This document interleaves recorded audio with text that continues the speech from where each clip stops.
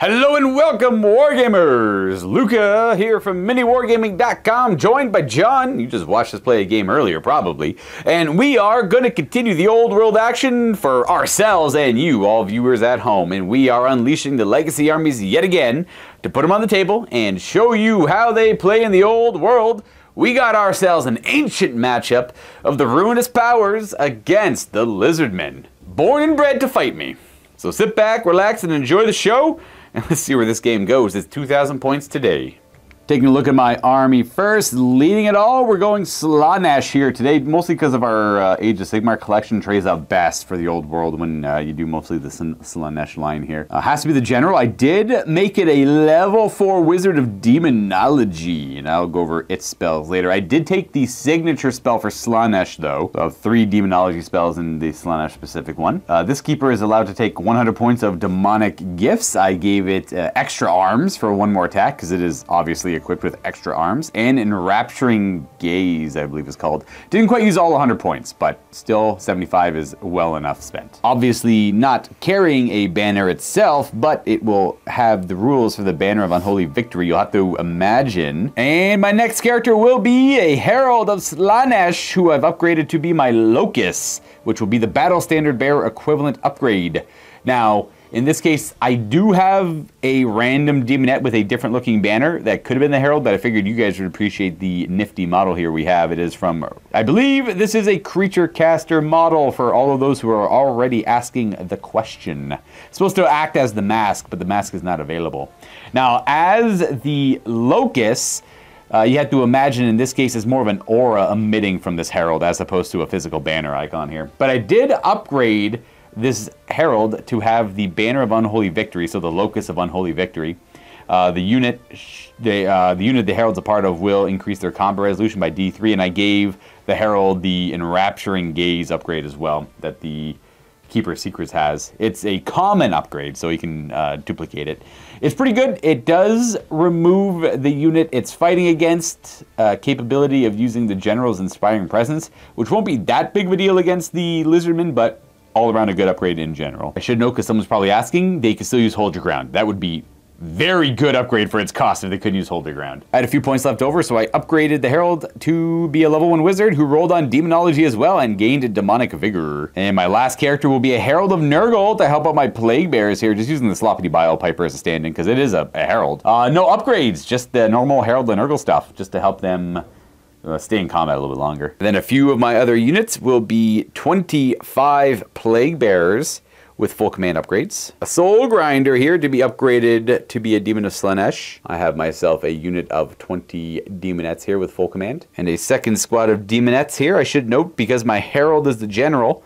Not my Herald, sorry, the Keeper of Secrets is my general. Demonettes become core, as do Seekers of Slaanesh. But here are 18 of them with full command. The last little bit to fill out my core will be this unit of 5 Seekers of Slaanesh with also the full command upgrades. And that is it for the demon side of things. And here we have my general. He is a Slann Mage Priest.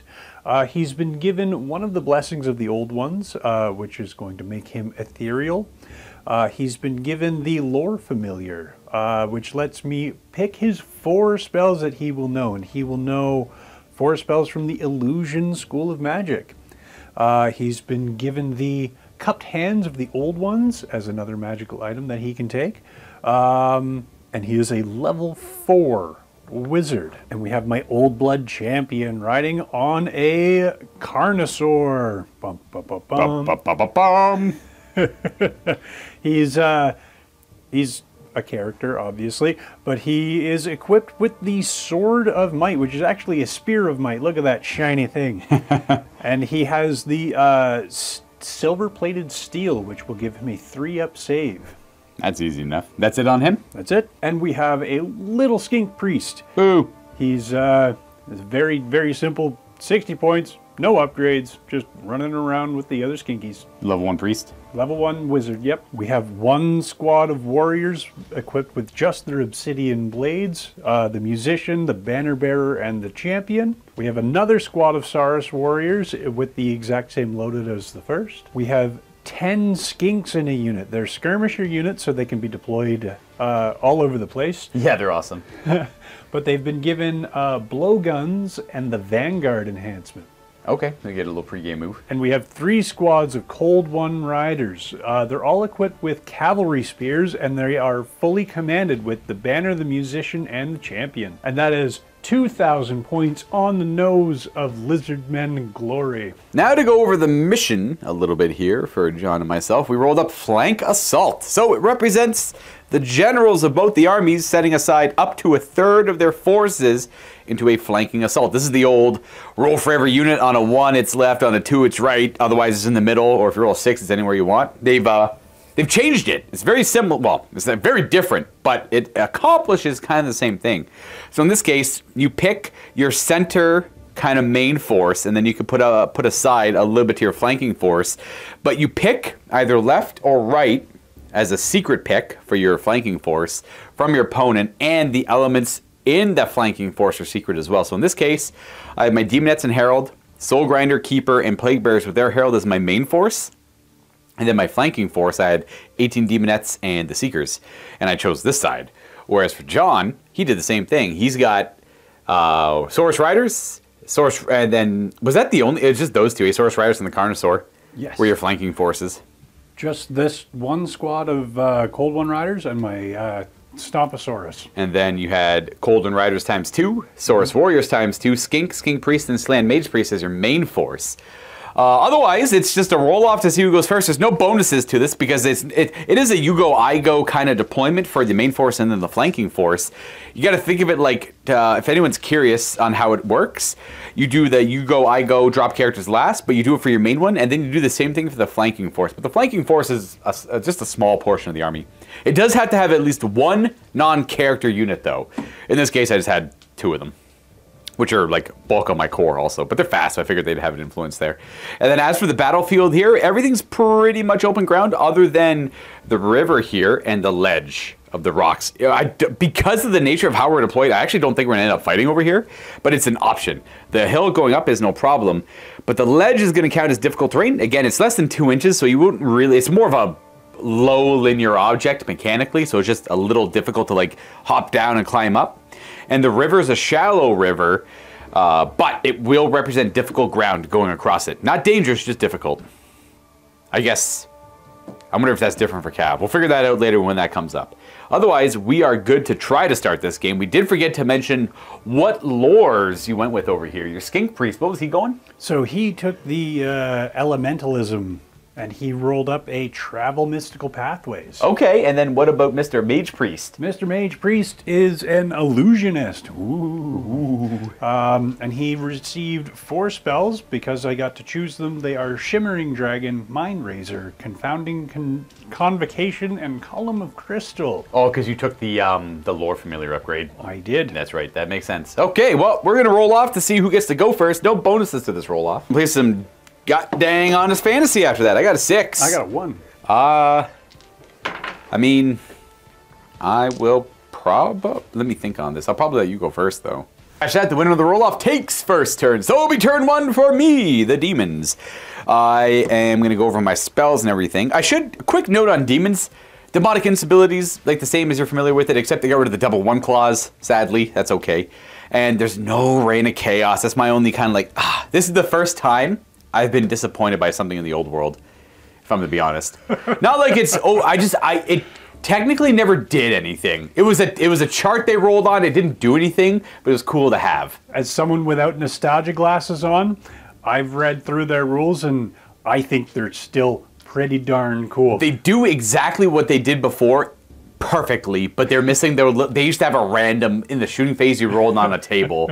It was technically the magic phase, I think you did it, but whatever, it'd be the shooting phase in this case. That's okay. We don't need it. It only technically hurt the demons more than it ever helped them, but it is what it is. It did. It honestly hurt the demons more than it ever helped them. Huh. You'd roll, like, there'd be 1 of 4 random god events that would like hit every one of your units on the battlefield, and then mine as well if they were the opposite. So if I rolled like the Corn effect, my demons of Slanesh would get hit and your guys would get hit by it too. What? That's just, but I loved it. I loved it so much, but it's okay that it's gone. That does remind me we have to preserve the Vanguard move on the Skinks. Skinks! I love those little guys so much. They're so fast. They've griefed me in pretty much every edition of Fantasy I've ever played in the past. Steve uses them very well. and they've always made me very sad. The stupid poison attacks, I've always hated them. I've always mechanically hated how poison works. Only in the Armies project did I really like it, but it was also really nerfed, so that's just super biased. Anyways, all of my hexes and enchantments that I would have in the strategy phase aren't going to be relevant in the first turn, and I'll be going over them as I cast them, so no need to worry about what I have for now. I am going to be able to go right on to movement, because I don't really have too much else to do. And yeah, I'm going to march these guys up the field. They're going to try and hold between the bridge and the gap here. And then we're gonna position the Soul Grinder on the bridge. He's gonna go up and over on the bridge, I guess, and the Keeper of Secrets is gonna move up the board as well. We're gonna march them that way. Soul Grinder's gonna move up a little bit. They're gonna move up in posture, and the same with these up this way and them that way. I'll be right back once all that movement is done, though. And everything's done. Our Plague Bearers just moved, marched up forward. Our Keeper of Secrets moved. Only 7 because of the difficult terrain, but I want to shoot my Magical Vortex that the Keeper knows. The Soul Grinder walked up there, also movement 8 down to movement 7 for the difficult terrain. It's got reserve move, so it's not going to stay in that position anyways. It's going to go probably into the river soon. And then I didn't move this stuff at all, really. Like, they moved and wheeled just to face this direction a little bit better, but they're staying back here because I don't want to deal with this nonsense yet. And our Seekers of Slaanesh are just staying out of the max charge range of the Coldwind Riders, the Saurus Riders over there for now. To go to the shooting phase, I'm going to start this off with my Keeper who moved normally. I'm going to conjure a Vortex of Chaos, which the Slan should be able to dispel. 24, yes. Ooh. And I get +4 to this roll. I got a 14. You have to roll effectively an 11 to stop it, but you might as well. Unless you have a bonus to it. Ooh, a 7. Not so no. quite. So I'll get my Vortex of Chaos. And summon a little Chaos Tornado, technically. It does D6 +1 strength 3 hits to anything it passes over or that passes through it. No AP, just a consistent amount of damage. The last little bit of shooting is the Soul Grinder has a Harvester Cannon. It's only 12-inch range, but it fires kind of like a grape shot on a cannon does. The only thing in range are the skirmishing skinks there, so they're going to be a little hard to hit, but I might as well take the shot. All right, well, you know what? Needs more nails. It fires like a shrapnel shot, like a cannon, and the needs more nails rule is automatic hits equal to the artillery dice. So what we did instead is simply just move the skinks back an inch, because that's all they were within range of this guy, just so we don't lose like an immediate skink unit on an unknown rule. I had no idea that's how good it was. It is only 12-inch range, mind you, but still.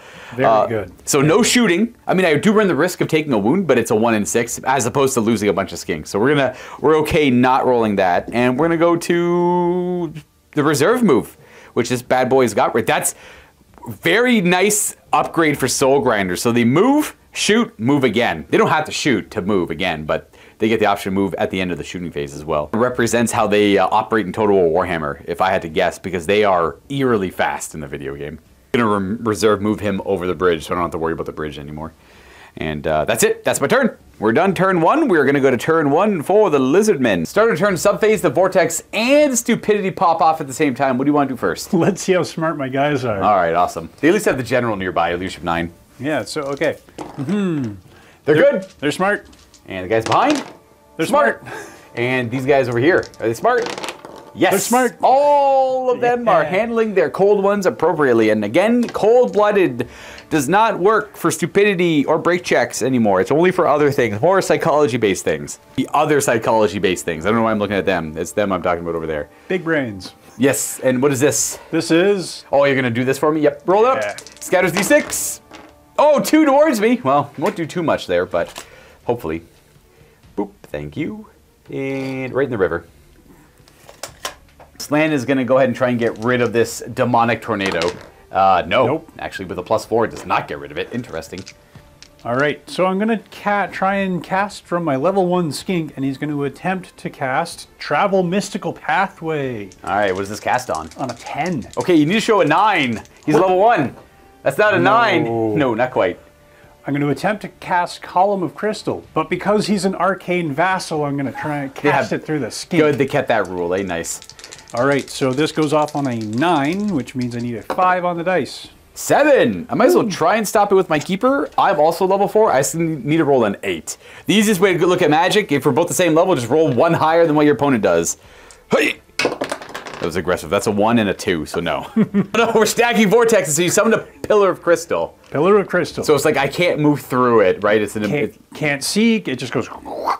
Perfect, good to know. It's one of the Slan's illusory spells. What signature spell did you take? With the illusion one or the Illustria lore one? The Illustria lore, the Monsoon. Oh, you took Monsoon, gotcha, okay. We got lots of vortexes on this table then, awesome. One note on the skink there, he did cast Travel Mystical Pathway, but that was a conveyance spell that would have been in the movement phase. It doesn't change too much here, it still failed to cast all the same. That'll be for the strategy phase. We're gonna go to the movement phase, and we wanna summarize some of your movement here. Those guys are in a marching column, so they're probably, yeah, they're probably going to redress the ranks and move forward because the Soul Grinder rushed up the middle. And everything else is going to reposition, and we'll show you where they end up and why they went where they went. Though we should probably consider some charges. The only charge that could happen is the Old Blood on Carnosaur. I am within your maximum charge range, and because of Swift Stride, you can roll higher than it. So we're going to try and get a charge going here. I'm just going to, I can't stand and shoot because my weapon's cumbersome, so I'm going to hold. Okay, great. I'll roll it up. 2d6 plus, does he move 8 or 7? I can't remember now, actually. We got a 4 as your high die so far. Move 7, and you rolled a 4, so you're at currently 11, and adding a d6. You kind of want to roll high on this, because it's 13 corner to corner, 7, 4, 4, 11, 15. Let's see if it works. It might work. Upon measuring, unfortunately, we needed a higher roll than that. By a couple of inches, so he's going to fail forward the 8 with the Swift Stride and the high die. Fortunately, he fails forward and does get in front of the Saurus Warriors there. And we can go to remaining moves, which we do have other conveyance spells to cast here too. I think the Slan knows one more of them. We go to the rest of the remaining moves and show you where they all end up. Okay, cool. Some of the moves here, we had the Saurus Warriors march up, wheel a little bit, ready to take some combat. They redressed the ranks and moved up a little bit, but it obviously slowed down quite a bit by redressing the ranks. The Skink Priest just beside them. The Saurus wheeled and they marched. I don't even know if they marched. They just moved up to go right beside the Carnosaur like they were before. The Slan Mage Priest going behind them. These guys positioning to countercharge my Seekers of Slaanesh over here, whereas these guys move forward to entice the charge and kind of force my hand, which I think is the way you want to play. I think if you have like heavier cav or good fighters, kind of say, come on, bring it on, hit me, do your best, and then you have something lined up to countercharge them. Monsoon time! Let it rain! This is a Vortex 9. I gotta roll a 10 to stop that. I don't even know if I'm in range, but I didn't, so. We're gonna have an illusory crystal pillar here, and then we have a monsoon right on top of it, and then on top of that, we have a demonic storm! That's a hell of a place to be right now. That's not great. Magic, everyone. We forgot about the other magic missile, well, the other magical spell on the Slan is the Mind Razor on my guy over here. We're gonna cast Mind Razor before the monsoon because the monsoon blocks line of sight. Hard to see through the storm, but it's okay. It doesn't change the pacing of this at all. Go ahead and roll it up. You got a 9. I need a 10 to stop it. That's a 4. So we're gonna get ourselves a Mind Razor. Now, Mind Razor attacks the mind of the enemy, and I have to do a leadership check, but I am near my general of the same alignment. And if I pass, I take a lesser hit from the Mind Razor, which is D3 Strength 3 hits. 2 Strength 3 hits, 60 to wound me. That is a double 1, no wounds. We resist the Mind Razor. And we are moving on to the Skinks here, who move normally. They're gonna fire their little blowpipes at my Keeper. The Keeper is, well, they are multiple shots for -1 to hit. I'm trying to think of all the negatives here. -1 to hit for the multiple shots. Large target doesn't benefit from the little cover here at all. And a couple other things to take into consideration. What's the range of the... They are in long range. It's only 12 inches. So -1 for multiple shots, -1 for moving, and -1 for range. Now, because they're poisonous attacks, we're going to opt to not use the multiple shot rule here because it'll make it 7s to hit. So we're just going to have, is it 10 shots on 6s? Yes. But every 6 is a wound. And the yellow one is going to be my leader, who hits on a 5. I wonder if you could do multiple shots with him on his own, because then he'd be hitting on 6s. You know what? Let's do that. Let's, let me see if we can do that. It says like a weapon-to-weapon basis, so the leader, the champion, is going to fire 2 shots with his blow dart because he's a little bit better trained. So 6s are wounds, effectively. So we'll do the leader with the nice dice here. There we go. These hit on 5s. It'd be 6s because he's doing multiple shots. That's right. Wait. 6s, neither. And 6s here. Go blowgun. 1. 1. All right. No AP on that. It's They have anti-demon form poison is what they have going on today. I pass with a 6. It would be for the 5-up board. All right. That is the end of battle round 1. A lot of magic in the middle there, but all around, pretty spicy. We're going to go to my turn 2. Where we have the start of turn stuff to do, which is mostly moving the vortexes. So we move my vortex, we move your monsoon. That is stationary, right? That one never moves. Correct. That's the pillar. Okay. Well, let's move mine first, I guess. I'll roll this over here. It's going to go that way, and it's going to go 6 inches that way. Oh, no. Let me move the big one first so the smaller one's easier to move. Okay. I guess we'll keep that noted with a die to represent where it's going to go, and then you want to go ahead and scatter yours, or you want me to scatter it? You scatter it. Aye. I think it always, I'll double check if it always scatters or not, or if it just stays still. I don't know. Okay, well, mine doesn't hit. It just ominously stops right in front of the Saurus. This guy doesn't move at all. As a general principle, scattering direct hit, the magical vortex will stay still, unless it says on the vortex that it always follows the little arrow, which I haven't seen anything like that. But we have a monsoon right there, we have a illusory pillar right there, and a screaming tornado of chaotic magic right there. Awesome. And we can go to my strategy phase proper, where I'm probably just going to try and get rid of these. What's the casting value of the pillar? I'll start working on that one. 10 plus. We get +4 to this. I dispel your pillar. Oh, no. Get it out of here. Oof. And then I'm going to try and dispel that monsoon as well, which is probably also hard to cast. I rolled an 11. It is an 8. All right, so I get rid of your nasty monsoon as well. Boom. All right, get rid of here. Get rid of here. Get out of here. Go over some of my thoughts here. This Herald knows Demonic Vigor. It gives her unit +1 movement and toughness, I believe. Not going to bother casting it right now because it lasts until the end. It's one of those spells you want to cast and declare a charge because it goes away at the end of the turn. Over to my Keeper, however, we do have a couple spells I probably want to cast. Keeper has Demonic Vessel. It just absorbs more chaotic energy upon itself and increases its attack characteristic as well as its strength as well, and the armor penetration characteristic of their attacks. I'm going to try and cast that because we want to get into combat. It is we got a 9, so we want to show a 10 to stop it. Oh, off by a little bit. Of Demonic Vessel going here. Second spell is going to be Gathering Darkness. See if I get it. It's cast on that, so with a +4. You got to show an 8 to stop it. Oh my gosh, we're just getting all of our spells off. Casting value of a 9, range of 12. The target unit within 12 will suffer a -2 to its initiative and a -2 to their leadership and cannot use Inspiring Presence. So they just got to fend for themselves. That is going to go, if they're in my arc, it's going to go on them. Otherwise, it's the skinks. Yeah, just double checking to make sure. This is a unique one where it can target an enemy unit that's also engaged in combat. That's a very powerful spell, I found. Well, I've only used it once before, but it's very effective. That will be it for my strategy phase. I am going to go ahead and declare some charges. I will charge. I'm just going to try it and see what happens. We're going to... maybe I just want to wait more, though. I'll wait. I'm going to come back to that one. I'm going to see. Because I'm technically tying up 2 units of cav by just standing there. So I think we're going to play this waiting game over here. We'll consider these 3 pieces tied up. This is all not going to move. I am going to declare a charge with my Plague Bearers into the Saurus. And then the Keeper of Secrets is going to go for... that's a tough one, because I won't be able to fit both because of the skinks. I'll just go for the skinks, I guess, but they do have to do a terror check. Do the skinks first, I suppose, so I'll declare a charge of the skinks, and they have to do a terror check. You know what's awesome? Slaying Mage Priest, large target now. It has an 18-inch range, hold your ground, and Inspiring Presence. That is awesome. Cool. That's cool. So, Leadership 9 on their terror, but they probably don't have cold-blooded as skinks, but... we can double check. They are cold-blooded. I'm thinking of Scaly Skin from Age of Sigmar. Disregard me. Too many games. They also have Scaly Skin. Okay, that's fair. And a third D6 because it's cold-blooded. Then we get rid of the 6. Okay, so you rolled a 7. You're good. Because they're Leadership 9. So those are my charges. How would you like to react? They will hold. Yep. They will...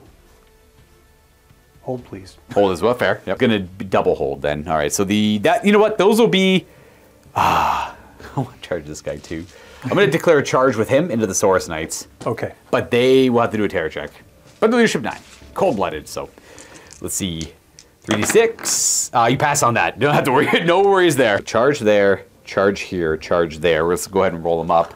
The Keeper is move 8, but it's gonna be difficult because of that. And so we're move 7. And we take the lower die, 8, but we get +1 to the roll because we're Slanesh. A +1 modifier is like a little Swift Stride.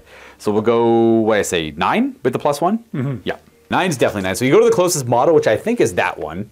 Yep, my little skinky. So boom, you go right up to that skink straight ahead, and then the skinks form up in my front. Okay, they actually form up like that. I was curious how skirmishers changed in this edition. So you charge the skirmishers, you go directly towards them, towards the nearest model, or if the nearest model is kind of at a weird position, you just do normal charge rolls, you wheel once and all that stuff.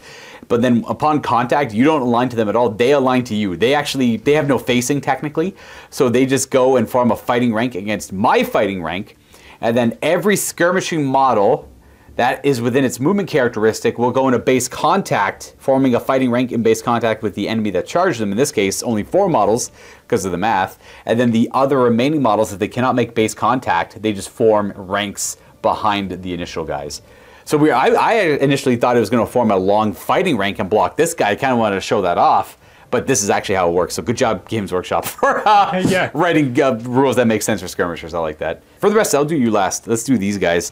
There shouldn't be too much difficult terrain because they'll just be skirting the edge of that. So, oh, they failed. They're going to go 5, I think. Well then, that's a 1-inch fail charge. I just wheeled 1 inch that way. And then Mr. Soul Grinder. It is a Demon of Slanesh, so it's going to add +1 to this roll. But I think he's already got Swift Stride. He's not Swift Stride. He's move 7. So he's move 8, but difficult terrain because of the river. So he's going to go the low die because of difficult terrain.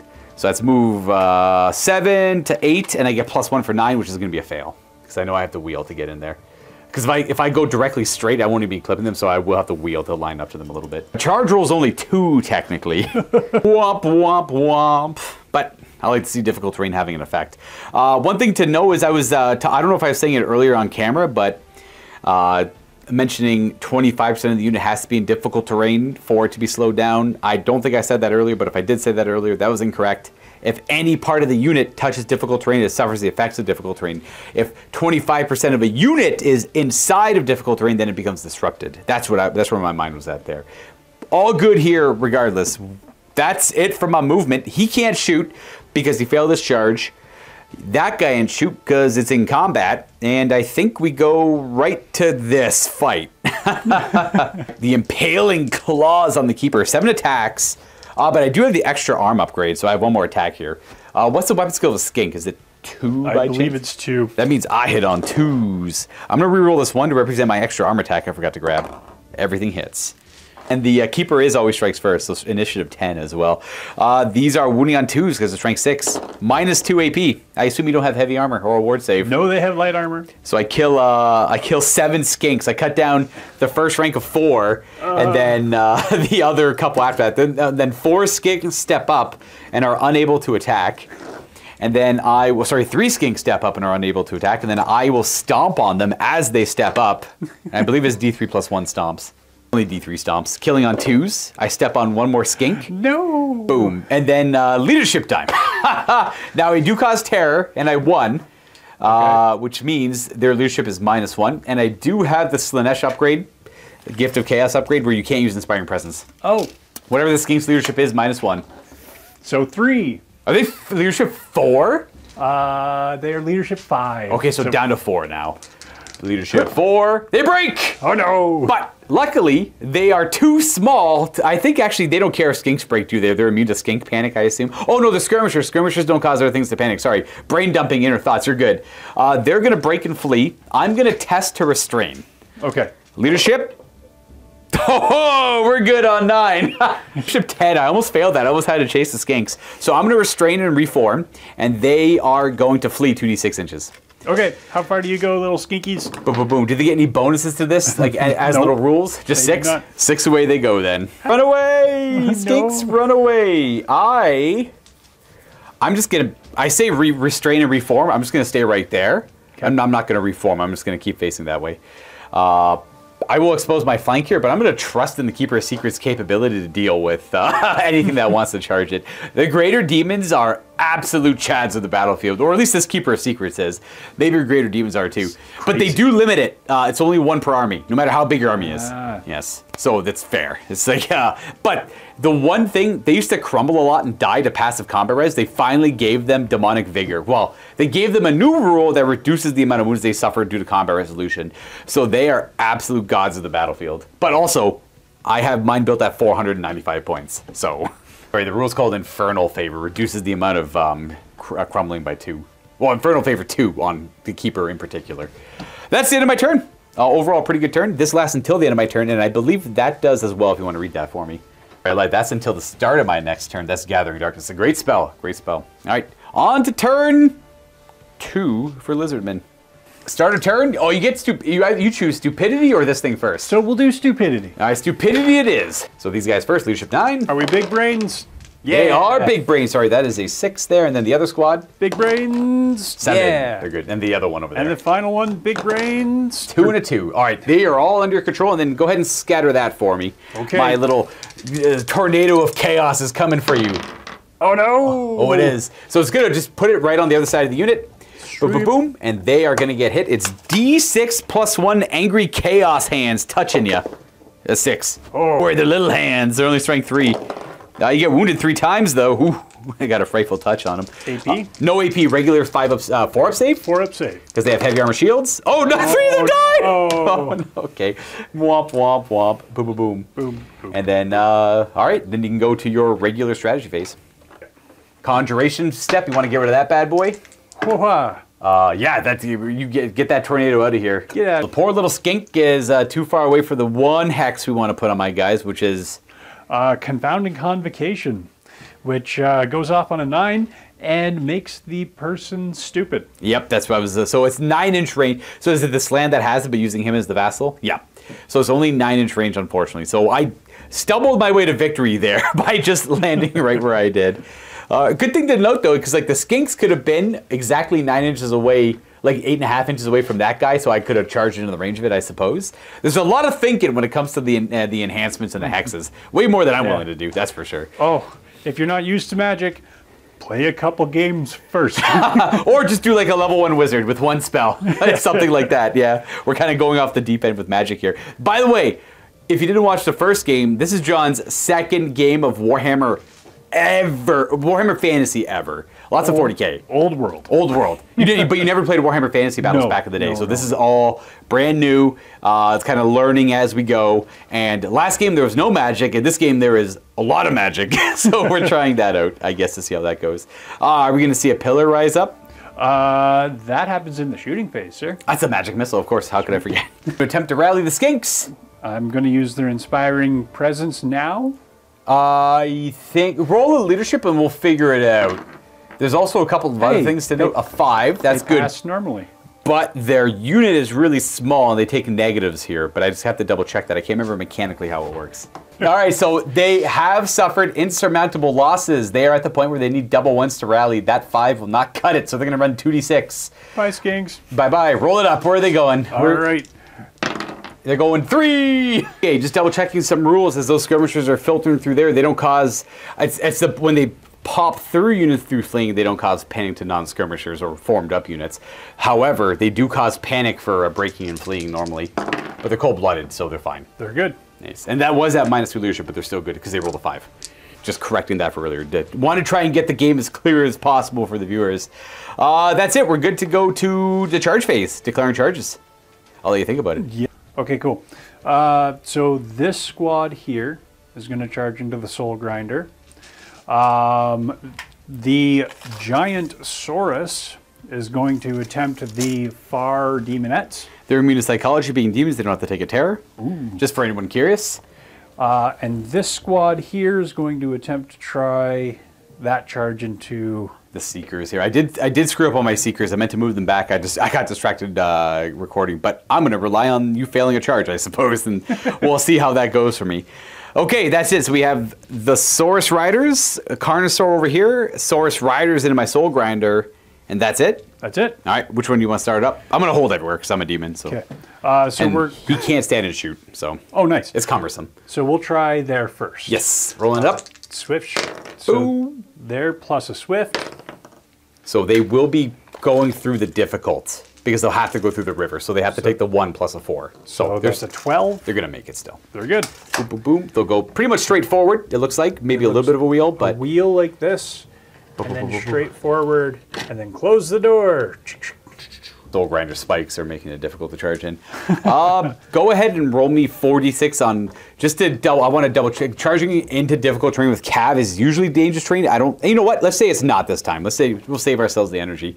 I'm trying to like learn the rules as we play. Normally when Cav charges over fences or through woods is dangerous, but we'll say the river here is not. All right, good, just double checking. Again, play a lot of older editions of the game.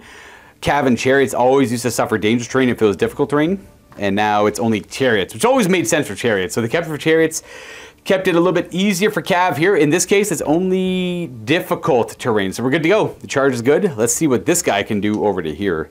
He's gonna go 2d6, take the high die, plus a d6. We got a 5.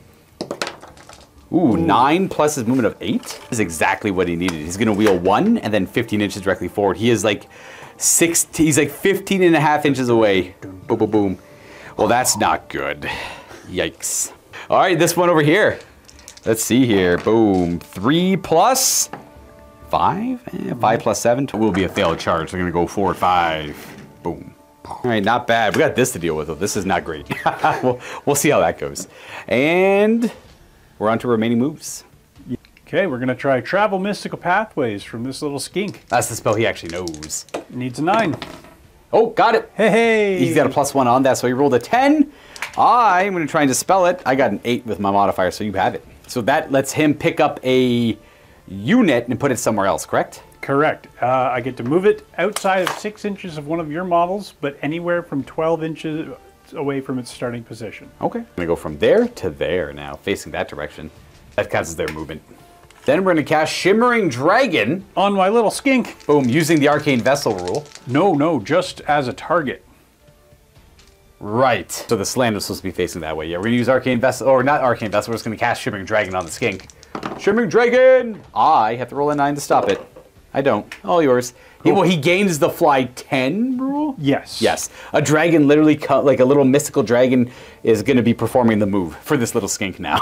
We have these Saurus warriors now moving forward. Boop, boop, boop. Dragon's going to pick him up and put him over there. March those Saurus riders, the Cold One Knights. So they will wheel their first move. Boop. And they will... Oh, they're coming up to support over here, eh? You've given up on the flank. or not giving up, but relying on them completely. I like it. It's going to bring us to the shooting phase. We got some vortexes and missiles and stuff. Before going to the shooting phase, he's just going to move to that position, and then we can go ahead and do some magic missiles and stuff. Mind Razor! Mind Razor! That 7 goes off. All right, I'm going to try and stop that with the Keeper, because this is going to be targeting the Keeper. We do! No Mind Razor. Nice. We said our words correctly, and no magic happened. And then a Pillar! The Pillar of Crystal through the Vassal here. Illusory Pillar, boom. Might as well. All yours. I have to roll 1 higher than you. I need an 8. Giant circle of impassable terrain will deny the Keeper a charge if it stays there. But we do have a level 4 to try and stop it, but it's all going to come down to dice. Is that it for shooting? Also Monsoon, actually, now that I think about it. And you know, conjure a storm right behind that pillar. Hiya! 3. I'd probably stop it. Then we don't have to look and see what it's cast on. There we go. It was 8 to cast, so no Monsoon, fair. Then we can go to fighting. Yep. Where would you like to start? We got 2 fights. We'll start here. Gotcha, okay. I don't out, no, we both have, I cause fear to you, but I don't outnumber you, so it don't matter. Going into combat, you get the extra initiative for charging, which will beat out my Soul Grinder at initiative 3. The guys on top are a higher weapon skill, so it's going to be 11 attacks with the Saurus and their Cav Spears. That's correct. So hitting on 3s. Boom, 2 attacks apiece. Not bad, not bad. So we got those hit, and these are 5s to wound because I'm toughness 6. Cav Spears make him strength 5. Let's see some 5s. Ooh, 2 of them. -1 on a Cav Spear is going to go through his machinery a little bit, giving me a 6-up save. And I do have the Demonic Ward, which I pass 1. And then the Cold Ones will have 10 attacks, hitting on 4s because of the same weapon skill. Whee! That was okay. And there's 6s to wound though, but I think they have Armor Bane. That was average, nice. 6s! That is 2. Not bad. Oh, and they're Armor Bane as well. Armor Bane 1? Yes. Yeah, 6s! Nope. Ward! Hey! 1. All right, we take another damage down to 4. And then we're gonna try and beat you up a little bit. It will, of course, attack with its Iron Claw instead of the hand weapon. Iron Claw is going to be quite a bit more effective here. Force. I hit twice. And I wound on I think 2s, because I'm strength 6. And these are -3. This 2 6-up saves. What? No. Okay, well, we killed 2 Saurus. Boom and a boom. Guys on the sides, makes sense. And that's it. Combat resolution, you did a couple wounds on your way in, and you got a banner. Bam. And your closed order. Boom. I did 2 wounds. That is all. I would lose by 2. However, he does have stomp attacks. D6 plus 1 of them. 2! 2s to wound. These are only one of them. It's only -2 because he's a behemoth. So 5 ups? Yep. All right, I kill 1 more. I lose the combat by 1 instead. Left with the banner and the champion. And leadership 9 because of my inspiring presence, down by 1. We're good. Nothing bad happens. We do give ground though. Pursue. Boom. We're gonna pursue. Don't have to roll for that. You just bring it on in. Boom. Kaboom. There we go. All right. Well, that is it for that combat. We got this one over here to resolve, where you're gonna get +3 to your initiative on both. Okay, we figured out the attacks. Initiative 6 on, he's initiative 3 base, charged, going up to 6. I'm initiative 6 on my keeper. They're gonna go at the same time, but how do you want to put his attacks? So we're gonna do the cold blood himself into, or the Old blood into the keeper of secrets. Oh, sorry, herald. I keep calling it a keeper. It's a herald of The Slanesh. herald of Slanesh. Yep. And then the dino is just going to eat some demonettes. Yeah, absolutely. Let's do the big guy. Let's do your big guy attacks first. He does get 1 more attack. He has the Furious Charge rule. The Spear of Might, +1 strength, +1. Is it just +1 strength, -1 AP? That's right. All right, well, I'll have you know, neither one of those are relevant technically, because you're already wounding me on 2s. What strength are you? Strength 5. I've been wounding on 2s anyways, and I don't have an armor save. Otherwise, I think that the Weapon of Might is always a good pick. Yes. Yes, it's a cheap, effective magic weapon. All right, well, bring it on. What's your weapon skill? 6. I think you're hitting me on 4s. I think we're both weapon skill 6. You didn't roll 3s. It doesn't matter. And these are 2s to wound. Oh, okay. Well, she is probably dead. Here are my wards. Okay, no, she goes down. Oh, but she doesn't get to fight. She's got 3 attacks herself. But they have, it's a weird way of doing it. They have like piercing claws or pincer talons, demonette weapons. They have the extra attacks 1 rule to represent like 2 hand weapons, but they're labeled as, it's just a weird way of doing it. She's got 4 attacks because she has the extra attacks 1 rule. 4 is to hit because same weapon skill. I hit you there, and I need probably a 6 to wound. That 4 isn't going to cut it. At 4. Oh, toughness 5, so close. He's D6. My expensive herald, but that was a great charge from the dinosaur, so makes sense. All right, and then I think my demonettes are faster than the. What's the initiative of the dinosaur? Initiative 2, but +3, so initiative 5. All right, I think we're all fighting at the same time again. We are all initiative 5. What's the weapon skill of the dinosaur? 3. All right, well, you hit me on 4s then. Claws. I see 2 hits before me and 2s to wound, most likely. Yeah, strength 7. That'll do it. -3. I ward neither one. 2 demonettes die, but those 2 demonettes can fight you back. I have. They're all 2 attacks each because of extra attacks. So it'd be 11 attacks. It's not true. Because this one's fighting rank, so this one's only got 1 attack, no matter what. I hit you on 4s because your rider's high weapon skill. Boom, boom, boom, boom, boom. And I need 6s, but 6s are spicy. 1 wound. I think that's -3. But you should have a 6-up save then with the armor. With my shiny plate. 5. Do you have a ward? I do not. All right, well, 1 damage. 7 wounds on the Carnosaur on the old blood and the old blood combined, so down to 6. So that is it. Oh, stomps. Stomp. How many you got? 2. Okay. 2's to wound. Stomp, stomp. Well, 1 wound.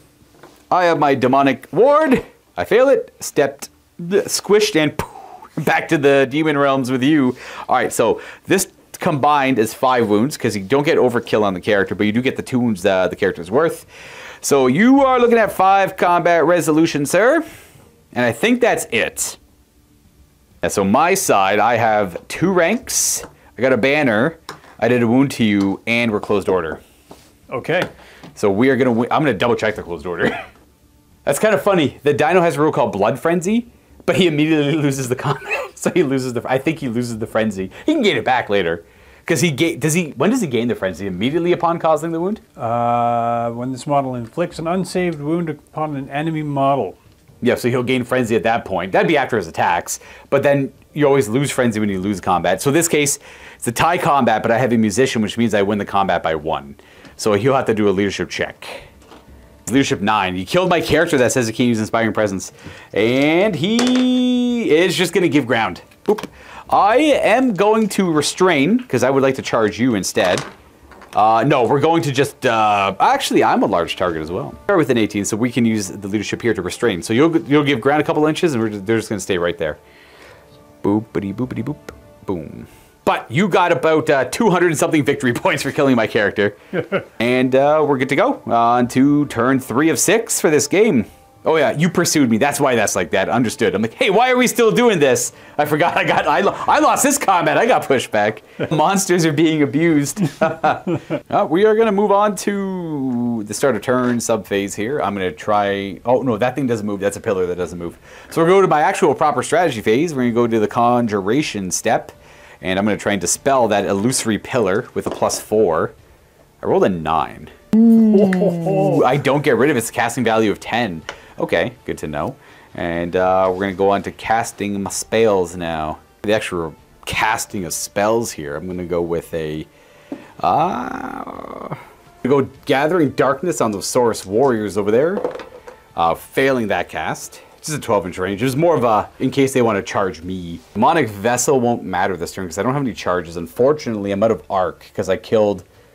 it was killing enough models and then giving ground and then following up made it so I'm not an arc anymore. So, I think we're done with casting stuff because this wizard over here is dead. So we can go right to moving, declaring some charges. I am going to declare a charge with these into him to see if I can make anything. I'm going to try to be bold and get some hits on this guy. So they're going to charge, and they're going to charge. And then we're going to have these guys declare a charge into the Saurus Riders. And then we're going to have the Plague Bearers charge into these Saurus Warriors over here. Everything is going to hold. So they're not going to fail. I don't think they're going to fail. 5 + 2 + 1 for Slanesh. So it should be... That's an 8-inch charge. A tighter charge than I thought it was. He's double 2, man. So 7 with a wheel. 1-inch wheel and 7 will work, or 8 directly forward will work. But technically 7 with a wheel will be maximizing, so I gotta go that way. And they can't fail. They make it there, and they're gonna make it there. If I 1 inch less than they would have failed, they couldn't fail. And then these Seekers, probably not gonna fail. They go 9 + 6 + 4 + 1 for Slanesh. So just go ahead and slide them right in for me. They are gonna collide there, and we'll resolve that fight a little bit later. And then let's see what these guys do. They're going to be going through difficult terrain. So the ones, always these ones. +4, so they go 5. Probably going to make it, but still. That's not pretty because of the bridge back here, but it'll work. We make it, and that's it. We're on to remaining moves. Everything's kind of tied up in combat. And we're just going to have... Keeper can't go anywhere, really, because of the pillar in the way, and I can't get within an inch of them. So the remaining move for the Keeper... What does the Keeper want to do? Just get into a position for later, I guess. I'm gonna just assume this is gonna go my way over a long period of time and just hang out there. We're gonna have the Keeper move here. Well, we're gonna wheel and move, and then you can pivot, but Behemoth. Just staying an inch away from them. Looks good. Yeah, good enough. And then that'll be it for my moves. We're gonna go to shooting. The Keeper is going to shoot out that demonic magical vortex, because why not? See if we can't get it. Got a 7, so you'll need to show an 8 to stop it. You don't conjure that right there in front of them, if that does anything later. We're good to go right to fighting. Let's do this one first. Why not? I'm initiative 3, and I think you're 2. Initiative. My attacks. Bloop. I'm up skill 3, so I'm only hitting twice. 2's to wound. Oh my gosh! Okay, you get to fight back because the only thing I have left are my stomps. 3s. Yep, guys on top. Champion's still alive. Yep. 1 missed. Good show. Only strength 4 now, though. Yep, needing 5s. 6s. I'm T6. Oh, dang. 1. Nice. Is it AP all the time? Oh, now I see. I don't think Cav Spears have AP when they don't charge. Double checking, Cav Spears don't get the extra AP on a prolonged combat. And these are prolonged combats. When you give ground and you follow up, that's a same combat. Nothing changes. You guys stick with the same weapon. And the riders, or sorry, the mounts, the cold ones. So hitting on 4s. 4s and 6s. 2 hits, and any wound is armor bane. Hiya. No armor bane. All right, well, we got our stomps. D6 + 1. 2 again. 2 stomps. 2s to wound, and these are at -2 because he's a behemoth. 5 ups. He's got thunder stomps. Yeah! Oh my goodness, what is happening? Both saved. Okay, so combat resolution, you got a banner and closed order still. I lose by 2. That is insane. Leadership, 8 down to 9, so I am going to demonic instability by 1, but I believe he's got demonic favor. Demonic favor and my demonic locust is dead, so we have 3 wounds left. Can't give ground because I'm as far back as I can go, and you're stuck there as well. So, well, that was surprising. And then we're going to move on to this fight over here. I charged technically 3 inches. We're going to attack with the Herald first. You know what? I'll issue a challenge with my Herald. Why not? Would you like to accept with your unit champion? I will accept. All right. Herald's he's initiative 4 normally, so bonuses. Oh, he misses everything. And then the regular Plague Bears are initiative, I believe, 4 or 5 right now, so faster than the Saurus. So we're going to have 4 of them attacking, but one of them is the champion, so 5 attacks. We hit twice. But they have poison attacks. 1 wound because of poison, and this is the hit. It also wounds, but no AP on either one of them. Okay. Only armor bane, but the poison never gets to that point. So a 4 up. 2 4-ups. 2 wounds on you. 1. I kill 1 Saurus. Boom. And then you get to hit me with your champion. Might as well get that out of the way into my Herald. Kill 3. Yep, you hit me on 4s. Okay. Staying on 4s. 2 hits, and I believe I'm toughness 5, so 5's to wound. Ooh. Don't roll a 4 and I don't have to look. No armor on him, but he takes a wound. And then you should have 3 other guys because 1 died. Yep. So 6 attacks. Actually, no, you get the back guys fighting too because spear support. Well, these are all obsidian blades. No spear upgrades on either unit. Understood. All right, and these are 4s. Ooh, less than good. 1 hit, and that's a wound. All right, demonic. Hey, nope, that's a dead plague bear. Bloop, get you out of there. All right, well, that didn't go as well as I had hoped it would. I do have regeneration save, so I gotta do the Herald. He's got a 6-up regen. He does not make it. And then the regular guy, oh, he does regen it. Where'd he go? He's back. Look at that. Hey. So, combat resolution, you wounded my Herald. Very sad. And then the you... one that you regen. Oh, and the regen. That was coming up next, for sure. And then you have 2 ranks because you're heavy infantry. Boom. You got a banner and a closed order. I got 2 ranks also. But you can't, I'm not Horde, I don't get to go up to 3 ranks. And I don't know why I have so many there, the tray is that big, so I added that many to it. I did a wound, I got a banner. So that is a closed order. So I lose by 1. And then I'm gonna roll my leadership. Well, either one of those dice is the same thing. And we're gonna pass, but we do give ground. Would you like to pursue? Probably not, because you would like to charge me on the upcoming turn. So you'll have to restrain. Restraining! No, they're good, they restrain. They are giving ground on the bridge. You resisted, or you restrained. This combat did not go my way. We're gonna do this one last. We're gonna try out this one over here. Attack with the Seekers first, just because I want to, I suppose. Your weapon skill 4, so I'm hitting you once. And I wound you, and they have armor bane 1, so just -1. You're good, yeah. 5. All of the Seeker Riders on 4s. Nice. There's a 1, get out of there. Yeah. Holy ones. 5s to wound, but armor bane. Oh, nice. So 2 wounds that are -3 because they're AP 1 and armor bane 2. So I need 6s. 2 6-up saves. Make 1. So I kill 1, and then you get to fight back. And then we have 8 returning attack. Well, it's like 9 attacks because you're champion. I forgot to issue a challenge, but it wouldn't have mattered. So hitting on 4s. Yep. Weapon skill 4. 4s and 3s. 4 hits, not bad. 3s to wound. I'm only toughness 3. 4 of them. Oh, I'm getting crushed. Oh my gosh, we made 4 of them. Well, we made 3 of them, failed 1. Good and then save. we actually have cold ones as well. Who's you? And then you have the cold ones actually attacking on 4s. 4s and 3s again. Nom nom nom. Okay, not bad. And 3s. Uh-oh. Oh no! All right, 2 more die. Was unfortunate. I did not do well there. You did 3 wounds to me, you got a banner, and they are closed order cav. These, I technically charge pretty heavy cav with my light cav, so this is kind of what I get. I have a banner, I did a wound, and I think that's it. You guys are open order, they don't get the combat bonus. They're open order or skirmish. I'm gonna go with open order on in this one. So I'm gonna lose that combat by 3, and we roll a 6. Double 2 there, because I lost combat by 3 and their leadership 7. You can either opt to overrun or restrain and reform. You just want to overrun? Yes, please. Roll it up, 3d6 or 2d6 if you want to go slower. Up to you. Let's go fast. You never have to use Swift Stride if you don't want to. Outstanding. That was actually maybe not that surprising, honestly. And then this last fight over here. I will go first with everyone because we charged and we're already high initiative. So it's just a lot of demonette attacks. I can just do them all at the same time effectively. It's going to be 1, 2, 3, 4. It's four both ways. So it's going to be 9 attacks because of the champions. And then 1 extra attack on both of them. So 18, 20 attacks in total. Oh. Draw 4s and 6s. We got 3 hits on the first one. And the second volley. Oh, wow. That all hit. I'll just take the 3 from the first one. I need 6 to wound. 3 wounds at -3 because they have Armor Bane 2 and AP 1. 6s. 6s. Ooh, he's got 3 wounds left, and you may go on your dinosaur rampage, whichever direction you want. Start picking on these guys. Keep picking on them. All right. Well, you're going to get your attacks on your old one, Old Blood. So needing 3s to hit. Yep. Boop. We got 4 hits and 2s to wound. Nice. How many demonic saves I can make? Make 2 of them, so these 2 die. Boop, boop, and then the Carnosaur. Angry Carnosaur 4s. He did lose Frenzy from last turn, if anyone's curious. Couple hits and 2s to wound.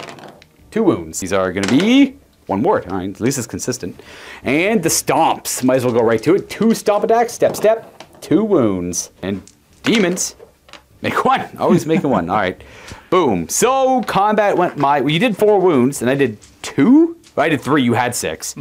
So I will do mine because I'll know I'll probably win this. 3 wounds to you caused. I'm in your flank. I got 2 ranks because of them. I got a banner, and I got 2 instances of closed order. 1 on each side.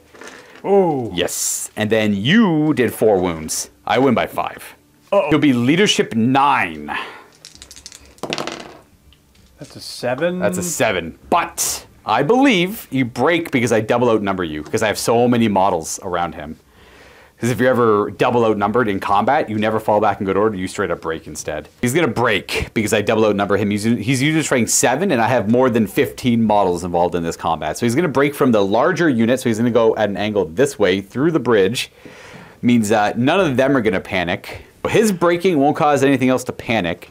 I am going to chase with this. I'm going to chase with both because I definitely want to try and catch him. He's got Swift Stride, so he's going to be harder to catch. So go ahead and roll it up. You probably want to use Swift Stride to try and get away. I actually don't think you have an option on the breaking, but he's going to go 5, 11. They get +1 to their roll because they're Demons of Slanesh, so I need a 10 on either one. So they're going to go 12. They'll catch him. Uh-oh. He gets overrun and killed. And then they're going to go 6. So we'll figure out where, I'll show you where they'll end up. He's going away from them, and they're going to chase that way.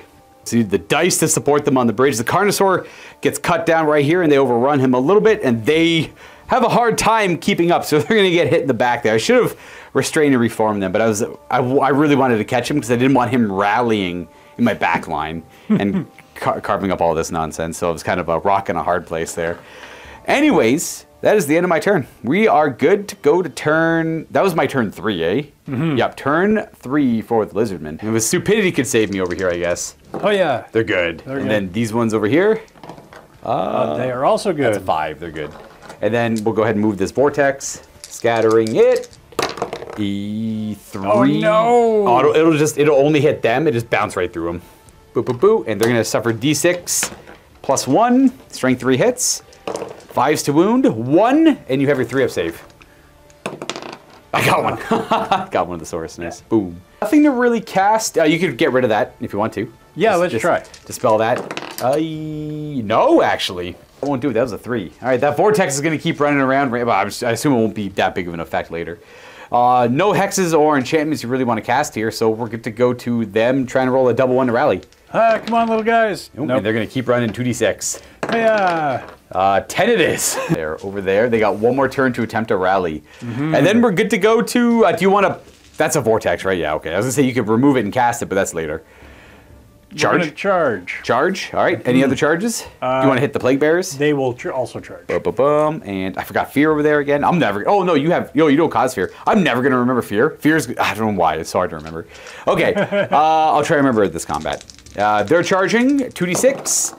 The high die 5 plus 4. Nice. So they're going to go 16 inches. You don't even have to measure that. They're in. Right into the back of the Demonettes. Good luck, you filthy demons. You're going to need it. And these guys over here, you don't even have to roll it. They can move them in. They'll take the low die technically, but hey, they move 4. They go 6. More nasty combats going on. And then we have remaining moves. I love how quickly the game kind of cleans up once things start dying. Yeah. I'm gonna do a big wheel on these guys, and they're gonna march on in. It's them marching in, and then we have a few other things to move around here. They wheel around and move up a little bit to get closer to the middle, defending the river effectively.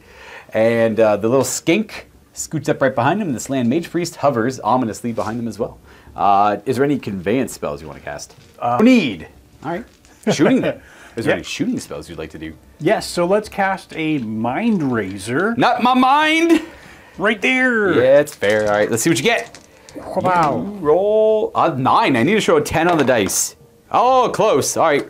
I owe you a leadership check. I got to fight against the Mind Razor's attack. I pass, so I take the minor effect. 1!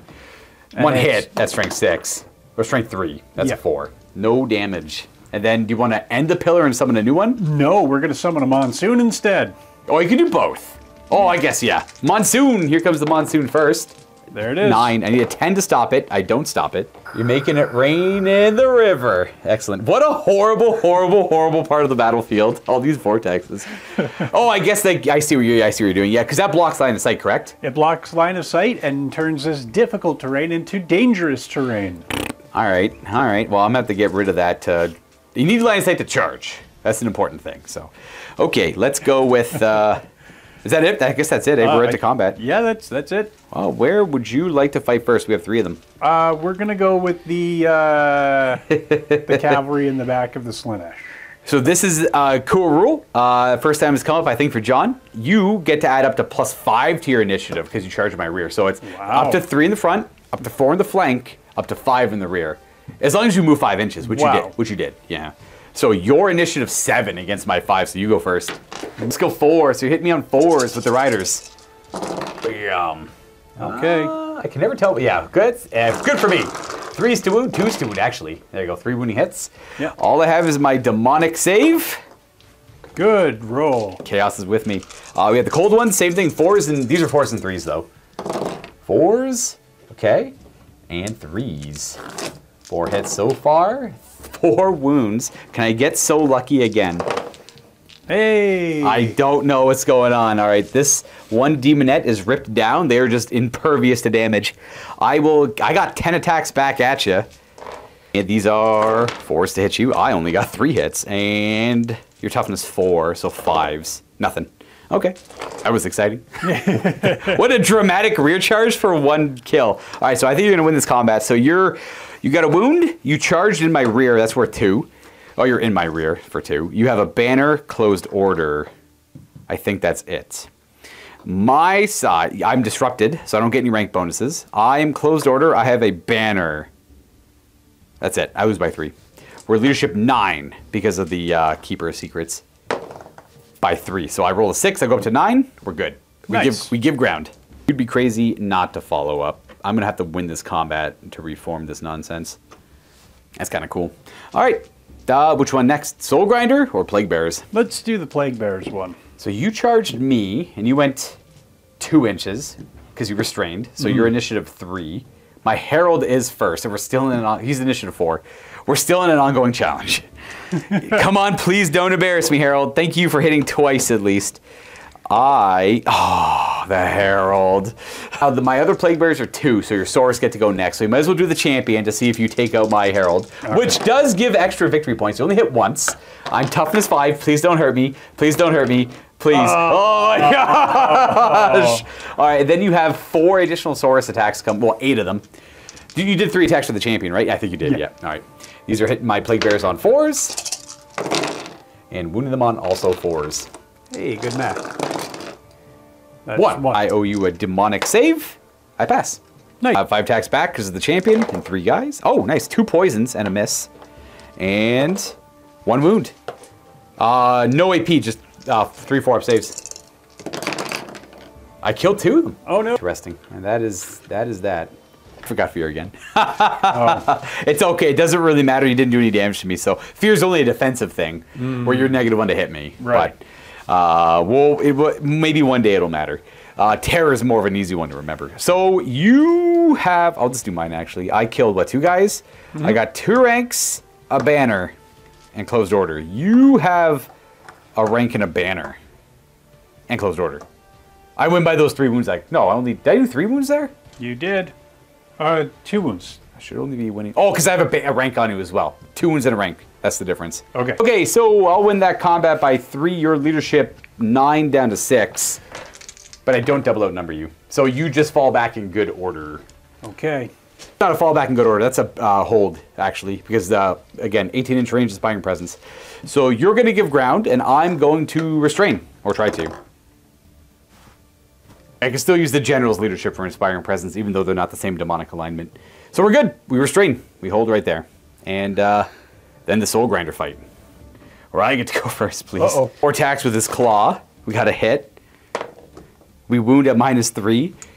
6 up save. We kill the flag. Oh, no. And then you get to go with the champion. Champion. 2 hits. And wounding on 6s. Ah. And then you might as well do the cold one. Same idea. 4s and 6. Oh, nice. Let's do the 6s again. Nothing. All right. Then I got my D6 +1 stomps, which will be 4. Wounding on 2s. 4 of them at -2. 5 ups. We got him. Ah, no. He held him up for a damn long time, though. Holy. I am going to restrain and reform instead of overrun here. I do.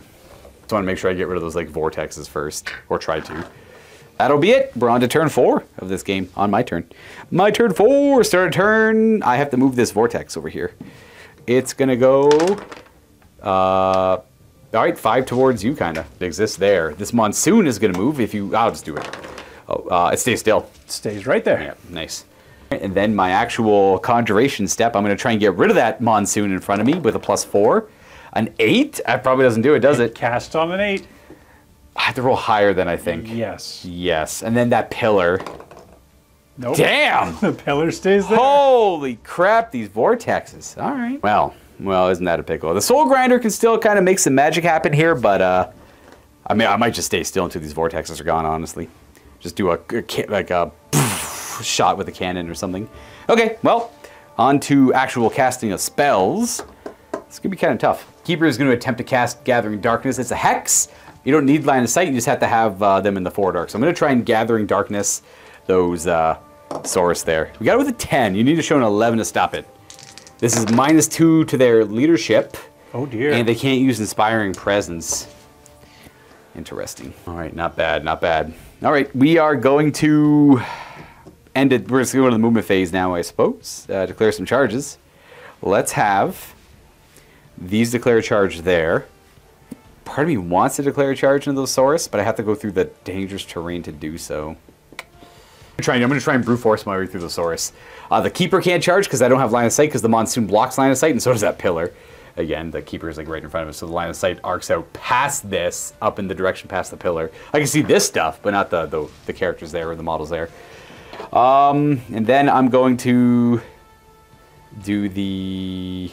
Is that it for charges? Yeah, just those 2. I'll do the Soul Grinder, whatever. You have to do a terror check, though, actually, now that I think about it, because he causes terror. You're cold-blooded!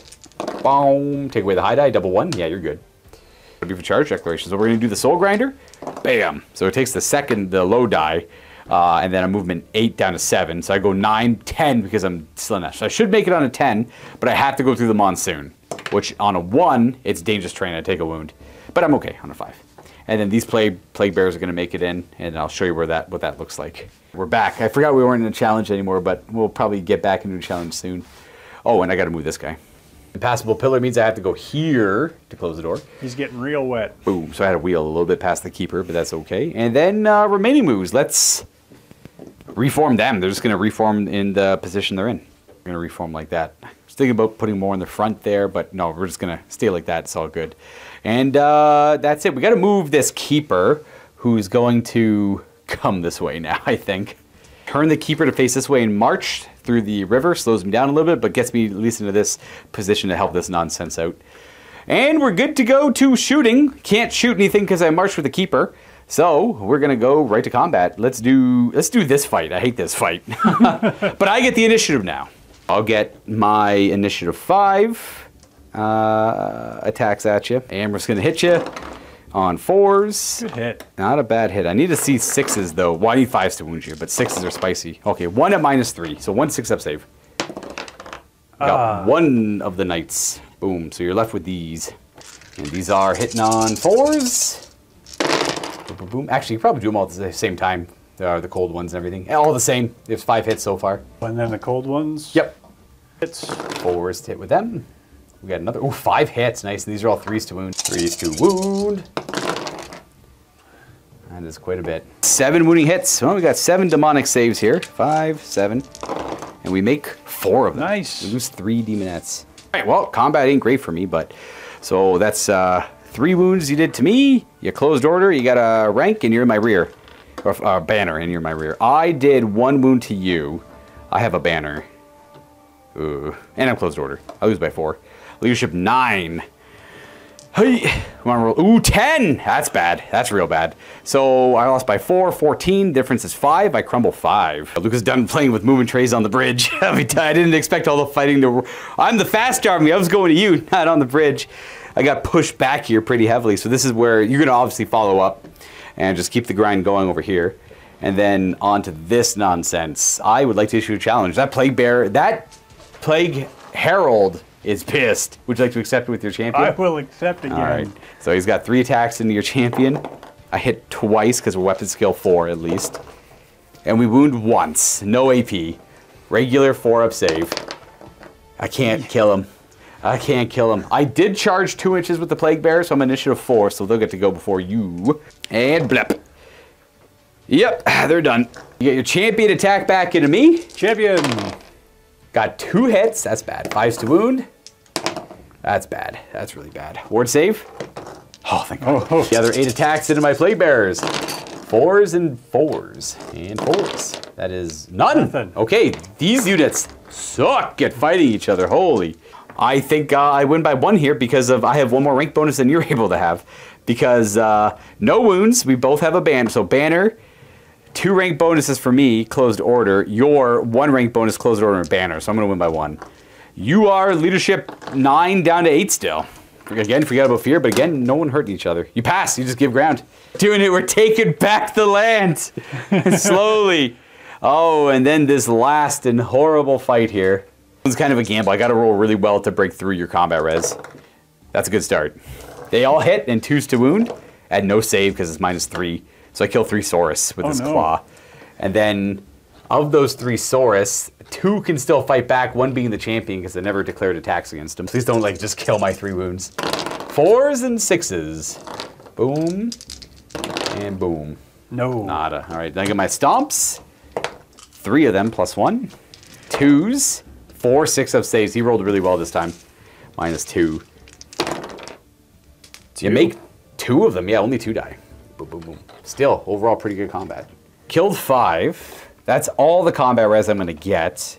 You have a banner and closed order. So I'm going to win that by 3 because you don't have any... There's no more full ranks over here. But they do have Gathering Darkness on them. So they can't use the Slan's leadership, but they can use the reroll. So you're down to your leadership 8 -4. You're technically leadership 7 because I caused terror. Right. Yeah, so -3. Let's see what you roll.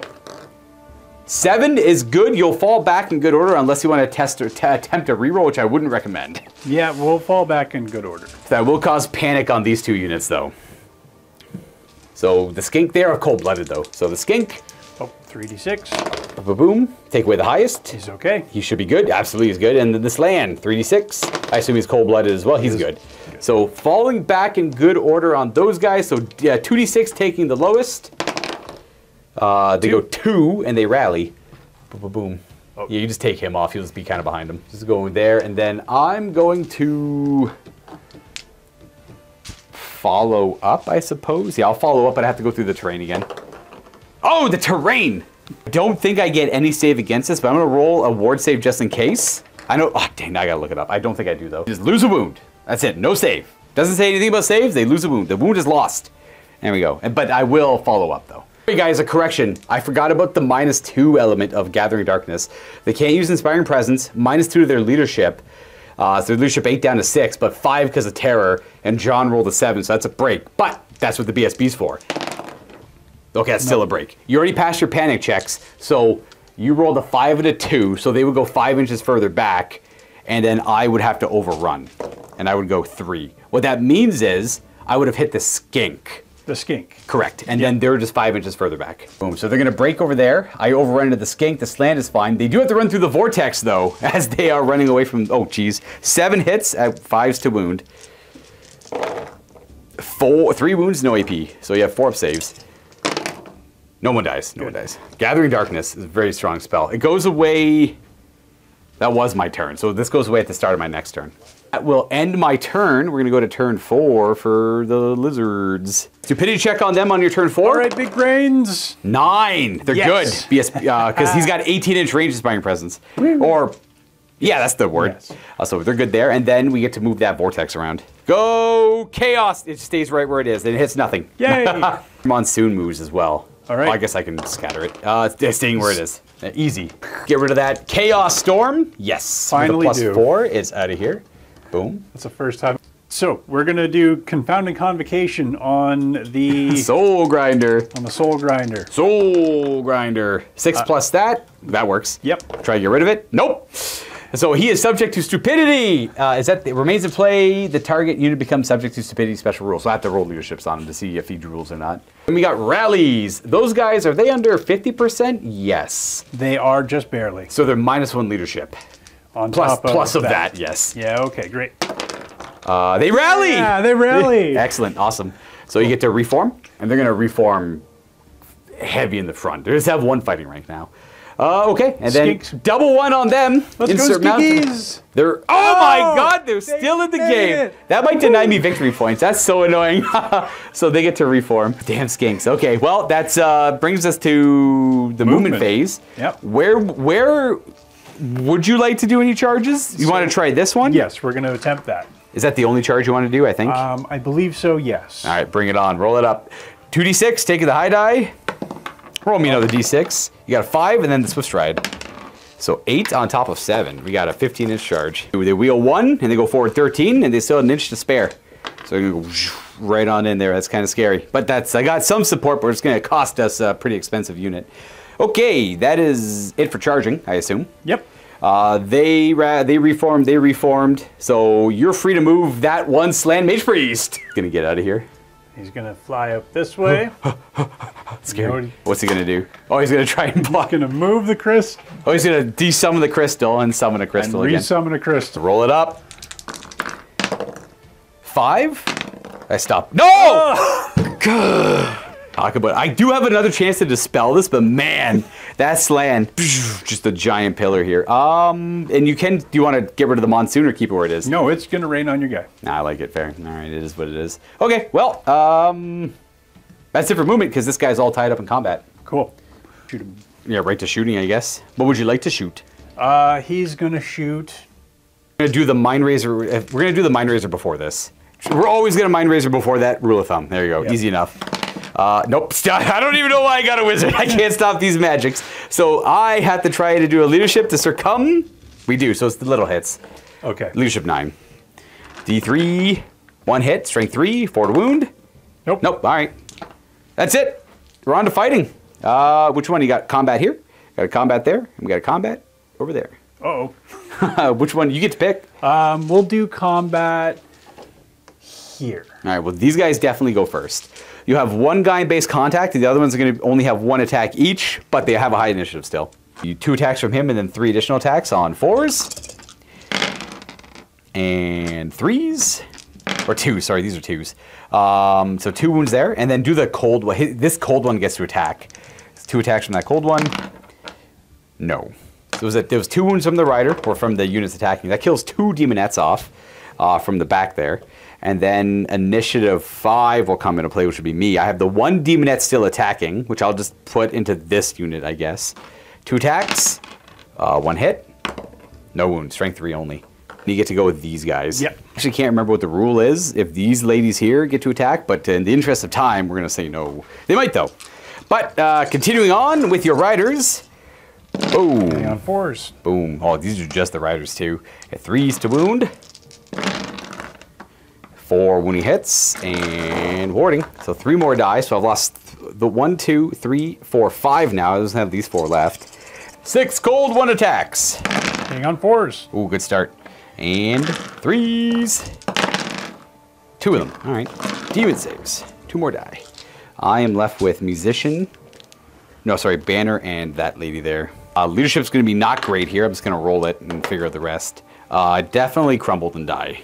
But I'd have to roll like pretty close to double ones. Because I lost 5 models. I lost 7 models in the rear. 2 close orders.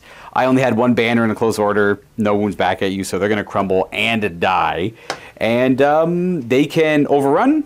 They can overrun or restrain and reform. Up to you. I'm going to try and hold them. Restrain and reform both. All right, these guys here. They are going to, and these guys over here. Yeah, both good. I was just going to reform-ish. They're more of an angle. They're over there just to face them. And then we have this fight to resolve. This one I just followed up, correct? Yep. So this is a... But I followed up into you, yes. So my Herald into the challenge, please. Oh my god, 2 poison and... No, just 2 poison. You have 2 saves? I finally did it. I finally killed the Source champion. Holy... And my initiative 2 beats out your initiative 1. So we'll have 5 attacks into the Saurus Warriors with my Plague Bearers. Force to hit, 1 poison. And that actually has Armor Bane, weirdly enough. So 1 out of 4 up and 1 out of 5 up. 4 up. Nice, 5 up. Killed 1 more with the Armor Bane. Brr. And then you have 3 Saurus in the front that can fight into my Plague Bear. Do me a fear check. I'm going to remember it this time, but you have cold-blooded, so it's a 3d6 fear check. It's because I cause fear and I outnumber you, so you have to see if you -1 to hit me. But you pass on a 4 because you removed the 6. So it didn't quite matter, but I'll have it known I remembered. These are 4s to hit. 4s and 4s, effectively. 2 hits. 1 move. 2, a ward save into a regen. Nope, dead. So, in this case, I killed 2 guys, right? Yep. Killed 2 Saurus.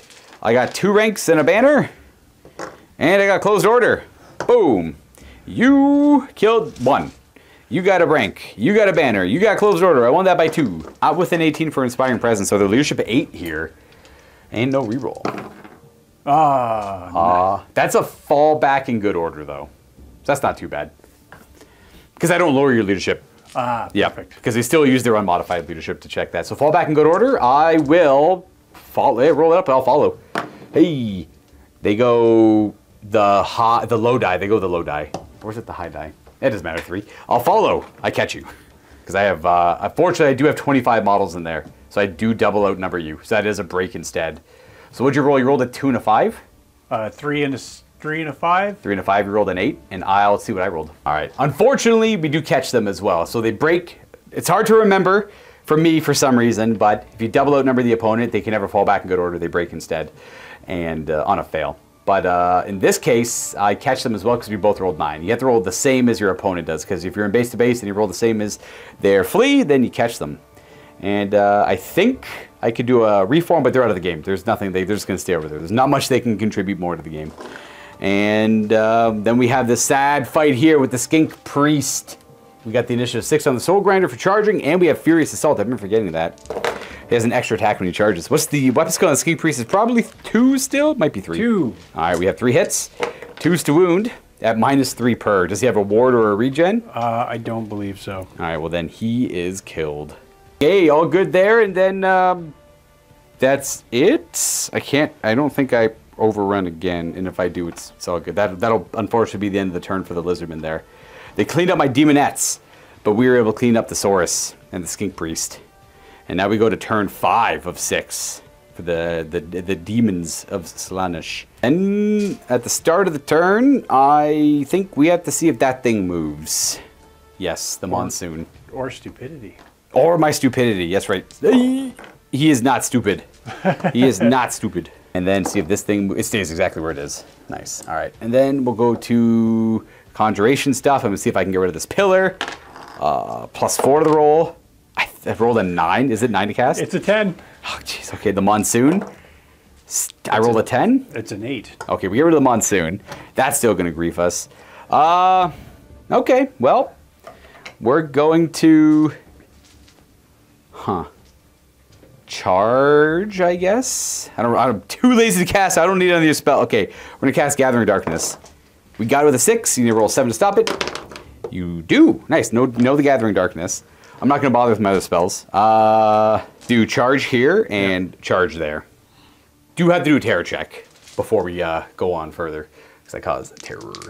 Cold-blooded. Cold-blooded, yes. You pass on a 6. So charge there, you're holding here, so I'll roll up. I don't think it's going to matter, but I'm going to do the monsoon's gone. Charging. I'm in the river still, so I only roll a 1, but I movement 7 plus 1, and then the Slanesh rule, so we're going to make it in there. And then these over here, same idea. Because of that pillar, I can't really charge much. Even if I try to wheel this angle, I'd be hitting the pillar before I hit them, so... We're good to just, I'm not even going to bother declaring the charge. We're just going to stay right there. That can't charge either. So we're going to go on to my remaining moves. We're just going to reform these ladies, I guess. Yeah? Or back it up even. Yeah, I'm too lazy to move stuff anymore. We're at the point where it doesn't really matter too much. Let's do a... Yeah, we're just going to reform them, getting them off the dice. We're going to go ahead and fight the Soul Grinder now, because I don't really care to do any shooting. And I got 5 attacks on the charge, because we got the initiative. Hitting on 4s, unfortunately. And a wound. Kills 1 guy. And then you get to fight back. All your swords are in base contact, so they all have their 2 attacks, minus that dead guy. 4s to hit, 6s to wound. 4s. And 6s. Yeah. I see. 2. That's enough to kill him. At -1. They're obsidian weapons. We pass a armor save, and we take a damage from the ward. Oh, yeah, then we need our stomps to carry us here. Stomps! 7 of them. Oh, man. That's a nasty one. This is 2s to wound at -2. 6 saves. All right, Soul Grinder. I see 2. 5 die. Leaves you with the banner and the champion, I assume. You just take the tray off if you want. 4, 5. Oh, just the... Oh, is it just the champion? Just the banner, or champion? Champion has to be the last one to die. Yeah, just the champion. Yeah. Oh, jeez. Be strong. All right, well, leadership check. And you'll break if you fail because of the double out number. You do. Oh, no. I won by quite a bit. So he's going to break. I'm just going to chase. Okay. We're just going to chase. I rolled a 4, technically. I rolled a 7. You run your 7 and then move me 4 after. 1 running Saurus. That's unnecessary. All this nonsense. That's the end of my turn 5, so we're just left with all this to do on your turn 5. We're going to do your turn 5 here to see what we can make. It's all on these Saurus, trying to break through them and getting the kill on them. And this damn pillar. They should both be able to go in, but we have to do... is there any spells we need to do in the start of the turn? Stupidity. That's an important one. So they have leadership 9 on both of them. Oh, that's right. Leadership 9, they're good. Second squad is passing. Good. All right, don't have to worry about that. Drop the remains in play on the Soul Grinder and try and put it on the Keeper. Ooh, a 10. I need an 11 to stop. I do. Okay. Ooh, she does. First good dispel. Why can't I get rid of this pillar? This game would be over if I just got rid of the pillar. Got to rally on that Saurus. Needs a double 1. It's going to keep running because it's got so low numbers. He'll go 8 inches towards the end. He's still good, though. He's on the board. Not gone. Ooh, not bad. Skinkster is going to march back into the game just to try and deny some points. Ooh. Yes, what? Yes. Put the blowguns into the Soul Grinder. That's not a bad idea. They're just going to move normally over there instead. That'll bring us right to... These guys are both going to make the charge. No need to roll that up. They're going to go up and around, and they're going to make it in here. I'm going to leave them like this to show. We got these 3 fighting there, those 2, and these will be supporting. Actually, no, this 1 guy will be supporting. All 3 of both sides will be in base contact. But the pillar is denying this 1 model, technically. And then the Slain Mage Priest faces the Soul Grinder, and we're good to go to shooting. Yes. All right, what would you like to start with? You want to start with the Mind Razor? We'll start with the Mind Razor. Mind Razor! I don't stop it because you rolled a 6 also. Okay. And then Leadership, I will pass, and then I suffer D3 Strength 3 hits. Could still kill me. 2 of them on 6s. Ooh! 1. Armor, is it? Oh, no AP. And? He's dead! Oh! He dies to the Mind Razor. Oh, yay. Remove that base for me, sir. Thank you. And I don't need to resolve their shooting, so we can just go right to this combat where you get to go first. These are all the Cold One Rider attacks. And the 1 supporting attack as well. These are all 4s and 2s because the Cav Spears. Only 5 hits. 2s to wound! That is 5 wounds, though. Not bad. And I ward 3 of them. Good so save. 2 die. Blip. Oh, boy. The cold ones get to go before me as well, because they're all in... Actually, these are all initiative 5, so it's all at the same time. So those 2 that died just get to fight back. Cold 1s. Boom, boom, boom. 4s to hit. 3s to wound. That is 1, 2 wounds. That's the one over there. Ward. 1 more dies, but it gets to fight back. I will fight back. I'm just going to put all the attacks in this unit, except for 1 has to attack over here. So the one that has to attack over there, hit. Nope. And then the other 8 into those. These are the 9 attacks into this unit. 4s and 5s. 1 at -3 because of Armor Vein. 6 up. Hey, nice. All right, so combat is you killed 3. You got 2 closed orders. You have a banner. I have a rank. I have a banner. I have a closed order. I lose by 3. I'm leadership 9. I roll a... I roll a 9. We're good. We give ground. Bah. You can follow up with both of them. Now you're both fighting up here out of my Keeper's Arc. Don't have to worry about my turn 6. We'll just call it there. And it's probably pretty damn close to a tie, all things considered. Or the difference... we're going to quickly calculate the points. But the difference in points is negligible. You might kill them off, but then this is probably worth that, and that's kind of worth that. And then roll me a double 1 on that guy. Oh, let's see. Can you be like your skink buddies? No. Oh, he'd be off the table on your turn 6. So I get full points for that, full points for them. We'll quickly calculate the points here. There's a couple banners captured here and there too. And paired with this old world battle report, you better friggin' believe we're playing more. We literally can't get enough of this stuff. It's gonna be 2,000 points of all Night Goblins, almost all Night Goblins, against Scari's Tomb Kings, and he's playing the Mortuary Cult. This will be available to our YouTube and our Vault members, and if you aren't one, all you have to do is click on the link down below to sign up for a 7-day free trial where you'll have access to it, as well as the rest of the content in the Vault, including many old world battle reports, and of course, many more to come. If you like what you see, you can stick around, and well, if you don't have to. Thanks again for checking out this video, everyone, and I will catch you all next time very soon. Ta-ta now, and enjoy the battle report. I still have about this together is 500 points left. Generally, this is about 250, and this character is 500. So that is 750, 1250. This is effectively 450, because it's what, 445?